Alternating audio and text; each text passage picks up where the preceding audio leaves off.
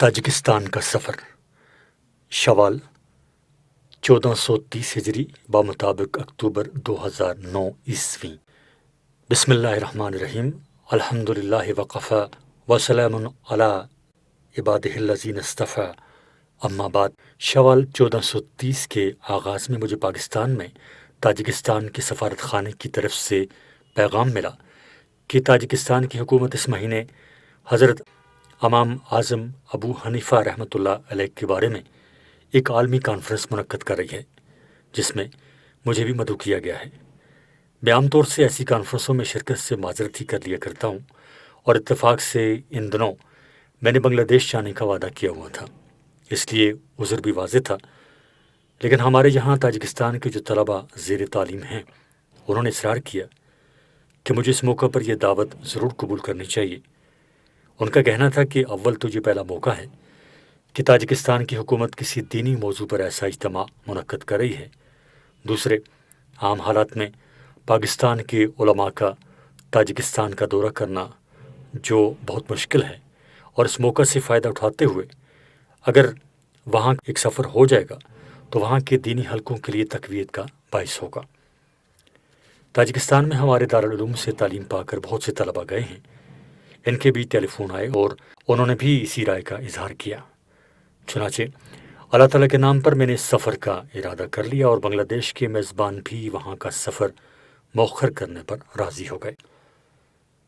وسط ایشیا کی جو مسلم ریاستیں سوویت یونین سے آزاد ہوئی ہیں، ان میں سے ازبکستان اور کرغزستان کا سفر میں پہلے کر چکا ہوں۔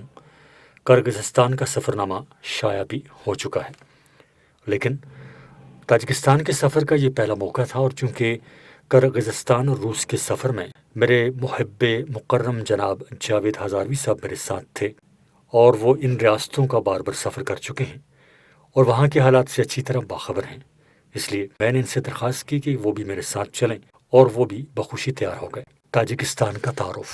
سفر کے حالات شروع کرنے سے پہلے تاجکستان کا ایک مختصر تعارف مناسب معلوم ہوتا ہے۔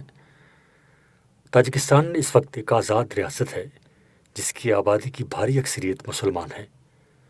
55,250 مربع میل میں پھیلی ہوئی یہ ریاست زیادہ تر پہاڑی علاقوں پر مشتمل ہے، جس میں پامیر کے کوہستانی سلسلے کی برف پوش چوٹیاں بھی داخل ہیں۔ مشرق میں اس کی سرحدیں چین سے، مغرب اور شمال میں ازبکستان اور کرغزستان سے، اور جنوب میں افغانستان سے ملتی ہیں۔ ملک کا دارالحکومت دوشنبے ہے، اور دوسرا بڑا شہر خنجنت ہے، جہاں سے بہت سے علماء اور اولیاء اللہ پیدا ہوئے ہیں، اور مولانا رومی کے شیخ حضرت خواجہ شمس تبریز کے مرشد بابا کمال الدین رحمہم اللہ تعالیٰ بھی، جن کو بعض تذکروں میں جندی اور بعض میں خجندی لکھا جاتا ہے، غالباً یہیں گزرے ہیں۔ تاجکستان کی قومی اور سرکاری زبان فارسی ہے، لیکن روسی غلبے کے بعد اسے روسی رسم الخط میں لکھا جاتا ہے۔ یہ ملک اس وسیع علاقے کا ایک حصہ تھا جسے عربی ماخذ میں ماوراء النہر کہا جاتا ہے۔ اس اصطلاح میں نہر سے مراد دریائے جیہون ہے، جسے آج کل دریائے آمو کہتے ہیں۔ اس دریا کے پار کا سارا علاقہ ماوراء النہر کہلاتا تھا، اور اس میں ازبکستان، کرغزستان اور تاجکستان کے تمام علاقے داخل تھے۔ مسلمانوں نے یہ علاقے دوسری صدی ہجری میں ہی فتح کر لیے تھے، اور یہ پورا خطہ جو آج کل کئی ریاستوں میں بٹا ہوا ہے، اسلامی ملک کا ایک صوبہ تصور ہوتا تھا۔ آخری دور میں امارت بخارا میں جہاں ازبکستان کے علاقے آتے تھے، وہاں تاجکستان کے تمام علاقے بھی اسی کے زیر نگی تھے۔ 18ویں صدی میں دریائے جیہون کے جنوب مغربی علاقے، جن میں بلخ کا علاقہ بطور خاص داخل ہے، افغانستان کا حصہ بن گئے، اور تاجک نسل کی ایک بڑی آبادی وہاں موجود ہے۔ 1860 میں زار روس نے وسط ایشیائی ریاستوں پر قبضہ کرنا شروع کیا۔ امارت بخارا ایک عرصے تک روسی حملوں کا مقابلہ کرتی رہی، لیکن بالآخر 1868 میں اس پورے علاقے کو روس نے اپنے قبضے میں لے لیا۔ 1971 میں کمیونسٹ سوویت انقلاب آیا تو اس نے ان سارے علاقوں پر قبضہ کرنے کی کوشش کی، اور 1921 میں دوشنبے پر قبضہ کر لیا۔ بخارا کے ابراہیم بیگ کی قیادت میں مسلمانوں کی تحریک مزاحمت 1931 تک چلتی رہی، لیکن آخر کار سوویت روس اس پورے علاقے پر اپنا اقتدار قائم کرنے میں کامیاب ہو گیا اور اس نے تاجکستان کو اپنی 15 ریاستوں میں سے ایک قرار دے کر اسے سوویت ریپبلک قرار دے دیا۔ مسلمانوں پر مظالم کا سلسلہ تو زار روس کے وقت ہی سے جاری تھا، لیکن سوویت یونین کے اقتدار میں یہ مظالم انتہا کو پہنچ گئے۔ مسجدیں ختم کر دی گئیں، نماز پڑھنا ممنوع کر دیا گیا، دینی تعلیم کا تو ذکر ہی کیا ہے، قرآن کریم کے نسخے رکھنا بھی جرم قرار پایا۔ جن علماء نے مزاحمت کی کوشش کی انہیں انتہائی اذیت ناک موت کا سامنا کرنا پڑا، اور مسلمانوں کے تقریباً 74 سال اسی آزمائش میں گزرے۔ لیکن آفرین ہے یہاں کے مسلمانوں اور بطور خاص علماء پر کہ انہوں نے ان صبر آزما حالات میں بھی دین کو باقی رکھنے کے لیے بے مثال قربانیاں دیں۔ وہ چھپ چھپ کر نمازیں پڑھتے اور ایک دوسرے کو سکھاتے۔ آدھی رات گزرنے کے بعد جب روسی اہلکار خواب راحت کے مزے لوٹ رہے ہوتے تھے، ان کے تہخانوں اور حجروں میں دین کی تعلیم کا سلسلہ شروع ہوتا اور پھوٹنے سے پہلے ختم ہو جاتا تھا۔ اس کا نتیجہ یہ ہے کہ 74 سال تک ظلم و تشدد کی چکی میں پسے رہنے کے باوجود انہوں نے اپنے دین و ایمان کو محفوظ رکھا، اور جب سوویت یونین کا اقتدار ٹوٹا تو ان کی اکثریت اندر سے سچی اور پکی مسلمان ہو کر نکلی۔ سوویت یونین سے آزادی کے بعد جب تاجکستان نے ایک آزاد ریاست کی شکل اختیار کی تو یہاں کے بعض پرجوش مسلمانوں نے یہ کوشش کی کہ یہ ایک ٹھیٹ اسلامی ریاست بنے، اور اس غرض کے لیے انہوں نے مسلح جد و جہد شروع کر دی، جس کی بنا پر یہ ملک آزاد ہونے کے بعد کئی سال تک خانہ جنگی کا شکار رہا۔ آخرکار تاجکستان کے موجودہ صدر امام علی عبد الرحمن برسر اقتدار آئے تو انہوں نے مصالحت کی پالیسی اختیار کرنی چاہی۔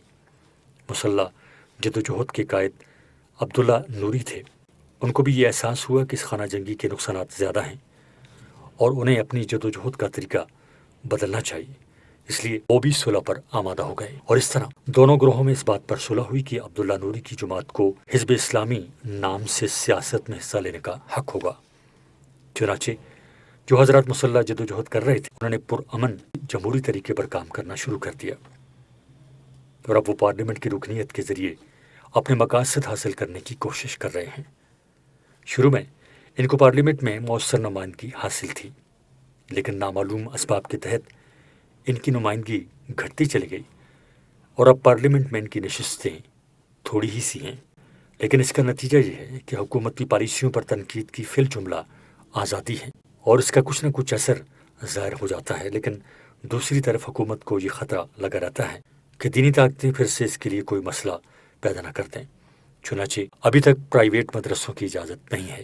مسجدیں اگرچہ کھل گئی ہیں، لیکن ان میں دینی کام بہت مختصر پیمانے پر ہی کیا جا سکتا ہے۔ اس طرح ملک کی مجموعی صورتحال روسی اقتدار کے مقابلے میں کچھ بہتر ضرور ہے، لیکن ان پابندیوں کی وجہ سے دینی کام کرنے والوں کے لیے کافی مشکلات ہیں۔ حالات کے اس پس منظر میں حکومت کی طرف سے امام اعظم امام ابو حنیفہ رحمۃ اللہ علیہ کے بارے میں ایک عالمی اجتماع منعقد کرنے کو یہاں کے دینی حلقوں نے حکومت سے اختلاف کے باوجود غنیمت سمجھا، اور اس لیے مجھ سے یہ فرمائش کی گئی کہ میں اس میں شرکت ضرور کروں۔ دوشنبے تک کا سفر۔ چنانچہ جمعہ 2 اکتوبر 2009 کی شام ہم کراچی سے اسلام آباد کے لیے روانہ ہوئے، اور وہاں سے رات 1 بجے کرغزستان ایئر لائنز کے طیارے میں سوار ہوئے۔ طیارے ہی میں یہ معلوم ہوا کہ پاکستان سے اسلام آباد کی اسلامی یونیورسٹی کے متعدد اساتذہ اور پنجاب یونیورسٹی کے فارسی کے شعبہ کے کچھ اساتذہ بھی کانفرنس میں مدعو ہیں، اور میڈیا کے کچھ نمائندوں کو بھی دعوت دی گئی ہے، اور اس طرح 19 افراد اسی طیارے میں سفر کر رہے ہیں۔ تقریباً 2.5 گھنٹے کی پرواز کے بعد رات کے پچھلے پہر ہم کرغزستان کے دارالحکومت بشکیک کے ہوائی اڈے پر اترے۔ یہاں ہمیں 5 گھنٹے دوسرے طیارے کا انتظار کرنا تھا جو ہمیں تاجکستان کے دارالحکومت دوشنبے لے جائے۔ اگرچہ رات کا پچھلا پہر تھا، لیکن بشکیک میں ہمارے احباب کی ایک جماعت ہمارے استقبال کے لیے نہ صرف موجود تھی بلکہ انہوں نے ہمارے لیے VIP لاؤنج کا بھی انتظام کر رکھا تھا۔ ان حضرات میں سے جناب الحاج محمد مختار صاحب ہمارے دارالعلوم کے فارغ التحصیل عالم مولانا محمد علی قرغیزی اور کرغزستان کے نائب مفتی بطور خاص قابل ذکر ہیں۔ بشکیک کے ان احباب سے 3 سال بعد ملاقات ہو رہی تھی، اس لیے دیر سے ان حضرات سے گفتگو رہی۔ پھر کچھ دیر کے لیے انہوں نے ہمارے آرام کا انتظام بھی کیا، یہاں تک کہ طلوع فجر کے بعد ہوائی اڈے کی مسجد میں نماز ادا کی۔ نماز کے بعد ان حضرات نے پرتکلف ناشتے کا بھی اہتمام کیا ہوا تھا، جس سے لطف اندوز ہونے کے بعد جہاز کی روانگی کا وقت ہو گیا اور ہم 8 بجے صبح تاجکستان ایئر لائنز کے طیارے میں سوار ہو گئے۔ یہ چھوٹا طیارہ تھا جس نے تاجکستان کے دارالحکومت دوشنبے پہنچنے میں تقریباً 3 گھنٹے لیے۔ اس فضائی سفر کا زیادہ تر حصہ پامیر کے طویل و عریض کوہستانی سلسلے پر پرواز کرتے ہوئے طے ہوا۔ جہاز کی بلندی چونکہ زیادہ نہیں تھی، اس لیے پامیر کی برف سے ڈھکی ہوئی چوٹیوں اور ان کی وادیوں کے پیچ و خم کا نظارہ بڑا دل فریب تھا۔ اللہ تبارک و تعالیٰ نے انسان کے لیے پانی کا یہ عظیم الشان ذخیرہ ان پہاڑوں کو قدرتی فریزر بنا کر ان کی چوٹیوں پر جمع کر دیا ہے، جہاں سے وہ حسب ضرورت پگھل پگھل کر دریاؤں کی شکل اختیار کر لیتا ہے اور انسان کی سیرابی کا انتظام کرتا ہے۔ قرآن کریم نے اس حقیقت کی طرف ان الفاظ میں توجہ دلائی ہے۔ یہ ترجمہ ہے سورہ المومنون آیت نمبر 23 کا، اور ہم نے آسمان سے ٹھیک اندازے کے مطابق پانی اتارا، پھر اسے زمین میں ٹھہرا دیا۔ اس آیت کے تحت راکب الحروف نے توضیح القرآن میں لکھا ہے، یعنی اگر آسمان سے پانی برسا کر تمہیں ذمہ داری دی جاتی کہ تم خود اس کا ذخیرہ کرو تو یہ تمہارے بس میں نہیں تھا۔ ہم نے یہ پانی پہاڑوں پر برسا کر اسے برف کی شکل میں جما دیا، جو رفتہ رفتہ پگھل پگھل کر دریاؤں کی شکل اختیار کرتا ہے، اور اس کی جڑیں زمین بھر میں پھیلی ہوئی ہوتی ہیں جن سے کنویں بنتے ہیں، اور اس طرح زمین کی تہہ میں وہ پانی محفوظ رہتا ہے۔ پامیر کے کوہستانی علاقے سے گزر کر کچھ میدانی علاقے بھی آئے، یہاں تک کہ جہاز دوشنبے کے بین الاقوامی ہوائی اڈے پر اتر گیا۔ کانفرنس کے منتظمین نے جہاز کی سیڑھیوں پر استقبال کیا اور وی آئی پی لاؤنج میں لے گئے، جہاں حکومت کے اعلیٰ افسران موجود تھے۔ تاجکستان میں پاکستان کے سفیر جناب خالد عثمان قیصر صاحب نے بھی اپنے متعدد افسران کے ساتھ ہمارا خیر مقدم کیا اور تاجکستان کے بارے میں مفید معلومات مہیا کی۔ ہمارے دارالعلوم کے فارغ التحصیل عالم مولانا حکمت اللہ صاحب بھی کچھ دیر کے لیے لاؤنج میں آئے، اور انہوں نے بتایا کہ باہر علماء اور معززین شہر کا ایک بڑا مجمع منتظر ہے۔ رسمی کارروائیوں کے بعد جب ہم باہر نکلے تو واقعتاً استقبال کرنے والوں کی ایک بڑی تعداد قطار بنائی کھڑی تھی۔ ان میں ہمارے دارالعلوم اور پاکستان کے دوسرے مدارس کی فضلاء بھی تھے اور دوسرے محبت رکھنے والے بھی۔ تقریباً 1 صدی کے بعد شاید یہ پہلا موقع تھا کہ برصغیر کے علم دین سے نسبت رکھنے والا کوئی شخص تاجکستان آیا تھا، اس لیے ان حضرات میں سے بعض کی آنکھوں میں مسرت کے آنسو صاف دیکھے جا سکتے تھے۔ ان حضرات سے تفصیلی ملاقات کا نہ کوئی موقع ملا تھا اور نہ میزبانوں کی طرف سے کیے ہوئے انتظامات اس کی اجازت دیتے تھے، اس لیے ان حضرات سے صرف مختصر سلام و دعا اور مصافحے پر ہی اکتفا کرنا پڑا۔ ارادہ یہی تھا کہ قیام کے دوران کوئی وقت ایسا رکھا جائے گا جس میں ان سے تفصیلی ملاقات اور گفتگو ہو سکے۔ قیام کا انتظام آستہ ہوٹل میں تھا۔ قیام گاہ پہنچ کر منتظمین نے بتایا کہ ظہر کے بعد مہمانوں کو یہاں کے تاریخی قلعے یعنی حصار میں لے جانے کا پروگرام ہے، لیکن سفر کی تھکن اتنی غالب تھی کہ ان سے معذرت کر کے ہم نے کچھ دیر آرام کیا۔ عصر کے بعد پتہ چلا کہ ہوٹل سے باہر ملنے والوں کی ایک جماعت منتظر ہے جو ہوٹل کے سیکیورٹی کے انتظامات کی وجہ سے اندر نہیں آ پا رہی۔ معلوم ہوا کہ ہوٹل کے قریب ہی ایک گلی میں شہر کی سب سے بڑی جامع مسجد ہے۔ ہم نے ارادہ کیا کہ ان حضرات سے اس مسجد میں ملاقات کی جائے اور انہیں یہ پیغام بھی بھیجوا دیا جائے کہ وہ مسجد میں تشریف لے جائیں۔ تھوڑی دیر کے بعد ہم ہوٹل سے باہر نکلے۔ ہوٹل جس سڑک پر واقع تھا وہ شہر کی سب سے زیادہ خوبصورت اور بارونق سڑک تھی، جس کے دونوں طرف چنار کے اونچے اونچے درختوں نے اس کے حسن کو دوبالا کر رکھا تھا۔ موسم بڑی خوشگوار خنکی تھی اور ہم اس میں چہل قدمی کا لطف لیتے ہوئے مسجد کی طرف روانہ ہوئے۔ جب مسجد کے موڑ پر پہنچے تو لوگوں کا ایک انبوہ سا سامنے تھا۔ ان سے فردن فردن مصافحہ ہوا۔ ان میں سے کچھ تو ہمارے فضلاء بھی تھے اور کچھ وہ لوگ بھی تھے جو کتابوں یا انٹرنیٹ کے ذریعے مجھ سے متعارف تھے، اور کچھ صرف پاکستان سے آئے ہوئے ایک طالب علم سے ملنے کے شوق میں آ گئے تھے۔ مسجد کے باہر ایک عمارت میں تاجکستان کا واحد دینی مدرسہ ہے جو سرکاری انتظام میں چل رہا ہے۔ جو ریاستیں روس کے زیر انتظام رہی ہیں، ان میں سوویت یونین کے اقتدار کے زمانے میں اکثر مساجد اور مدارس کو تو ختم ہی کر دیا گیا تھا، لیکن ہر ریاست میں انہوں نے ایک ادارہ مفتیات کے نام سے باقی رکھا، جس کی حیثیت کچھ وزارت مذہبی امور سے ملتی جلتی تھی۔ اس کے سربراہ کو مفتی کہتے تھے، اور اس کا کام فتوے دینے سے زیادہ مذہبی امور کا انتظام ہوتا تھا، اور اس کے زیر نگرانی تھوڑی بہت دینی تعلیم بھی ہو جاتی تھی۔ یہی انتظام اب ریاستوں کے آزاد ہو جانے کے بعد بھی قائم ہے، اور یہ مدرسہ بھی اسی نوعیت کا ہے، جس میں تعلیم تو واجبی سی ہے، لیکن مساجد کا انتظام وغیرہ اس کے سپرد ہے، اور جو اساتذہ اس میں مقرر ہو جاتے ہیں ان کو اپنے طور پر دینی کام کرنے کی نسبتاً آزادی بھی میسر آ جاتی ہے۔ لوگوں سے ملتے ملاتے جب ہم مسجد کے قریب پہنچے تو وہاں سے اذان مغرب کی دلکش آواز بلند ہو رہی تھی۔ یہ بڑی عالیشان قلعہ نما مسجد تھی، جس کے بلند مینار اور منقش تعمیر سے اس کا شکو ظاہر ہو رہا تھا۔ اسے دوشنبے کی مشہور صوفی بزرگ حضرت شیخ یعقوب چرخی رحمۃ اللہ علیہ کے نام پر جامع مسجد یعقوب چرخی کہا جاتا ہے۔ ان کا مزار تو کہیں اور ہے، لیکن مسجد کو ان کے نام سے موسوم کیا گیا ہے۔ مسجد کے امام اسی مفتیات کے ادارے کے ایک صاحب ہیں، جو عربی بولنے پر فی الجملہ قادر تھے۔ وہ بڑی محبت سے ملے اور مسجد کی خصوصیات سے آگاہ کیا۔ نماز مغرب کے بعد لوگ منتظر تھے کہ وہاں کوئی نشست ہو جائے، لیکن کانفرنس کے منتظمین نے کہا کہ مہمانوں کو کہیں اور لے جانے کا پروگرام طے ہے، اس لیے اس بار بھی ان حضرات سے رخصت چاہی گئی۔ کانفرنس کے مہمانوں کے اعزاز میں ایک ریسٹورنٹ میں عشائیہ کا اہتمام تھا، جسے یہاں چائے خانہ کہتے ہیں۔ رات کا کھانا وہیں ہوا۔ اگلا دن اتوار تھا اور کانفرنس پیر کے دن شروع ہونی تھی، اس لیے ہمارا خیال تھا کہ یہ ایک دن فرصت کا ملے گا تو اس میں اپنے تاجکستانی دوستوں سے مفصل ملاقات اور گفتگو بھی ہو سکے گی۔ ان کے مسائل سمجھ کر کوئی مدد پہنچانے کی کوشش کی جائے گی، اور یہاں کے خاص مقامات پر حاضری بھی ہو جائے گی۔ لیکن مشیت کو کچھ اور ہی منظور تھا۔ اسی رات کو 3 بجے میرے گردے میں درد شروع ہو گیا، جو صبح ہوتے ہوتے شدت اختیار کر گیا۔ منتظمین کی طرف سے ڈاکٹر نے انجیکشن دیا، مگر درد موقوف نہ ہوا، تو وہ مجھے ہسپتال لے گئے، اور اتوار کا پورا دن اور پیر کا بھی ایک بڑا حصہ مجھے ہسپتال میں رہنا پڑا۔ اس موقع پر کانفرنس کے منتظمین نے جس محبت، لگن اور حسن انتظام کا ثبوت دیا، اسے بھلایا نہیں جا سکتا۔ نائب وزیر صحت بذات خود ہسپتال لے کر گئے۔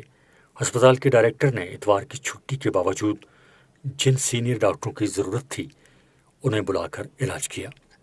میرے لیے ایک صاف ستھرا کمرہ مخصوص کیا، اور میرے ساتھیوں مولانا حکمت اللہ صاحب اور مولانا فرخ صاحب کے لیے بھی الگ کمرے میں رات وہیں گزارنے کا اہتمام کیا۔ الحمدللہ چند گھنٹوں کے بعد درد موقوف ہوا، لیکن مسلسل طبی نگرانی کا اہتمام ہوتا رہا۔ پاکستان کے سفیر جناب خالد عثمان صاحب عیادت کے لیے تشریف لائے، اور 3 دن تک میرا پرہیزی کھانا ان کے گھر سے آتا رہا۔ اتوار کے دن میرے رفیق سفر جناب جاوید ہزاروی صاحب کے علاوہ تاجکستان کے مولانا سرور صاحب کو ڈاکٹروں نے میرے ساتھ رہنے کی اجازت دی۔ مولانا سرور صاحب کچھ عرصہ ہمارے دارالعلوم میں بھی پڑھے ہیں، لیکن جامعہ فاروقیہ سے فارغ التحصیل ہوئے۔ وہ دوشنبے سے کافی فاصلے پر ایک شہر میں مقیم ہیں، جس کے بارے میں انہوں نے بتایا کہ وہ مشہور محدث امام بخاری اور امام ترمذی وغیرہ کے استاذ حضرت محمد بن بشار رحمۃ اللہ علیہم کا شہر ہے، اور اسی میں ان کا مزار واقع ہے۔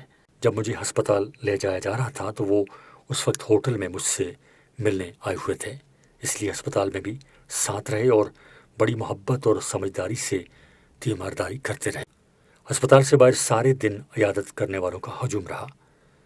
میں اور میرے رفقا حیران تھے کہ اتنی بڑی تعداد میں لوگوں کو کس طرح ہمارے یہاں ہونے کی اطلاع ہو گئی ہے، جبکہ آنے والوں میں کچھ لوگ سینکڑوں کلومیٹر کا سفر کر کے آئے تھے۔ اگرچہ سفر کے دوران دیار غیر میں جہاں میرا پہلی بار جانا ہوا تھا، ایسی بیماری بڑی تکلیف دہ ہوتی ہے، لیکن اللہ تبارک و تعالیٰ نے اس تکلیف کے ازالے کے اتنے اسباب پیدا فرمائے کہ وطن سے دور ہونے کا احساس بھی نہ ہو سکا۔ اگلے دن کانفرنس شروع ہونی تھی اور اس کے افتتاحی اجلاس میں میری تقریر بھی طے تھی، لیکن ایک اعلیٰ افسر مہمانداری صدر مملکت کی طرف سے عیادت کے لیے آئے اور انہوں نے صدر کا پیغام یہ پہنچایا کہ آپ کی صحت مقدم ہے، اس لیے آپ کوئی بوجھ نہ رکھیں، اور کل اگر آپ کی طبیعت بہتر ہو اور ڈاکٹر صاحبان معائنہ کے بعد اجازت دیں تو آپ جب چاہیں کانفرنس میں آ جائیں، اور دل چاہے تو کچھ بات بھی کر لیں، ورنہ آرام ہی کریں۔ چنانچہ اگلے دن دوپہر تک ڈاکٹر صاحبان نے مختلف معائنوں کے بعد مجھے اسپتال سے جانے کی اجازت دی، لیکن ہوٹل پہنچ کر بھی طبیعت کمزور رہی اور میں افتتاحی اجلاس میں شریک نہ ہو سکا۔ البتہ میرے لیے الگ گاڑی اور رہنما کا انتظام کر دیا گیا تھا، اس لیے شام کے وقت تھوڑی دیر کے لیے محض حاضری دے دی۔ امام اعظم رحمۃ اللہ علیہ کانفرنس ایک بڑے پرشوقت قصر میں ہو رہی تھی، اور اس میں جا کر اندازہ ہوا کہ کتنے بڑے پیمانے پر ساری دنیا سے لوگ جمع کیے گئے ہیں۔ اگرچہ ایک ایک ملک سے کئی لوگ بلائے گئے تھے، لیکن شاید اس لیے کہ تاجکستان میں اس نوعیت کی کانفرنس کا پہلا تجربہ تھا، اس میں مشاہیر اور ایسے لوگوں کی تعداد کم تھی جو امام اعظم ابو حنیفہ رحمۃ اللہ علیہ سے کوئی خصوصیت رکھتے ہوں۔ مشاہیر میں شیخ الازہر مجمع الفقہ الاسلامی کے امین عام ڈاکٹر عبدالسلام عبادی اور ایران سے مولانا عبدالحمید صاحب اور مولانا محمد اسحاق صاحب قابل ذکر تھے۔ اگلے دن بھی کانفرنس جاری تھی اور منتظمین نے کہا کہ تھوڑی دیر کے لیے وہاں چلے جائیں، ہم اس بات کا انتظام کر دیں گے کہ جو ہی آپ پہنچیں آپ کی تقریر کا اعلان کر دیا جائے اور آپ کو انتظار نہ کرنا پڑے۔